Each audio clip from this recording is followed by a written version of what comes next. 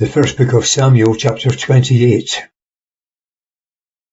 And it came to pass in those days that the Philistines gathered together their armies for warfare to fight against Israel. And Achish said to David, Know thou assuredly that thou shalt go out with me to the camp, thou and thy men. And David said to Achish, Thereby thou shalt know what thy servant can do. And Achish said to David, Therefore will I make thee keeper of my person for ever. Verse 3. Now Samuel was dead, and all Israel had lamented him, and they had buried him in Ramah, even in his own city. And Saul had put away the necromancers and the soothsayers out of the land. And the Philistines gathered themselves together, and came and encamped in Shunem. And Saul gathered all Israel together, and he encamped in Gilboa. And when Saul saw the camp of the Philistines, he was afraid, and his heart greatly trembled. And Saul inquired of Jehovah, but Jehovah did not answer him, either by dreams, or by Urim, or by prophets. Then said Saul to his servants, Seek me a woman that has a spirit of Python, that I may go to her and inquire of her.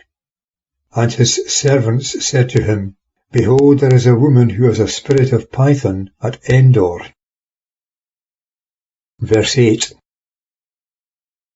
And Saul disguised himself and put on other garments, and he went, and 2 men with him, and they came to the woman by night. And he said, I pray thee, divine to me by the spirit of Python, and bring me him up whom I shall name to thee. And the woman said to him, Behold, thou knowest what Saul has done, how he has cut off the necromancers and the soothsayers out of the land. And why layest thou a snare for my life, to cause me to die? And Saul swore unto her by Jehovah, saying, As Jehovah liveth, there shall no punishment happen to thee for this thing. Then said the woman, Whom shall I bring up to thee? And he said, Bring me up Samuel. Verse 12. And when the woman saw Samuel, she cried out with a loud voice, and the woman spoke to Saul, saying, Why hast thou deceived me? Even thou art Saul. And the king said to her, Be not afraid. But what didst thou see? And the woman said to Saul, I saw a god ascending out of the earth. And he said to her, What is his form? And she said, An old man comes up, and he is covered with a mantle. And Saul knew that it was Samuel, and he stooped with his face to the ground, and bowed himself. And Samuel said to Saul, Why hast thou disquieted me, to bring me up? And Saul said, I am sore distressed, for the Philistines make war against me, and God is departed from me, and answers me no more, neither by prophets, nor by dreams. Therefore I have called thee, that thou mayest make known to me what I shall do. And Samuel said, Why then dost thou inquire of me, seeing Jehovah is departed from thee, and is become thine enemy? And Jehovah has done for himself as he spoke by me. And Jehovah has rent the kingdom out of thy hand, and given it to thy neighbour, to David. Because thou didst not hearken to the voice of Jehovah, and didst not execute his fierce anger upon Amalek, therefore has Jehovah done this thing to thee this day.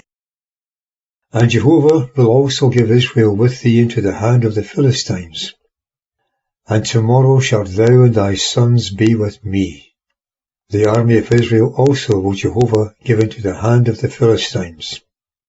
And Saul fell straightway his full length on the earth, and was sore afraid because of the words of Samuel. And there was no strength in him, for he had eaten no bread all the day, nor all the night. Verse 21.